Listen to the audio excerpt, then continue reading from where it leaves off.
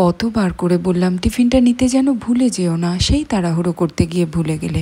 আজকে দেখো টিফিনে কি দিয়েছিলাম। কয়েকটা রসুন, কাঁচা লঙ্কা, 6-7টা বাদাম প্রথমে ড্রাই রোস্ট করে তাতে কিছুটা ধনে পাতা দিয়ে আরও 1 থেকে 2 মিনিট রোস্ট করে নেব। দারুণ সুন্দর একটা সেন্ট বেরোনোর পরে এগুলোকে হামানদিস্তা বা শিলে বেটে নিতে হবে। খুব তাড়া থাকলে মিক্সিতেও করে নিতে পারো। থেচাটা রেডি করে নেওয়ার পরে একটা প্যানে সাদা তেল বা মাখন গরম করে থেচাটা খানিকক্ষণ নেড়ে ছেড়ে নিতে হবে। এরপরে বেশ কিছুটা পনিরের টুকরো, পেঁয়াজ আর ক্যাপসিকামের কুচি দিয়ে দিতে হবে।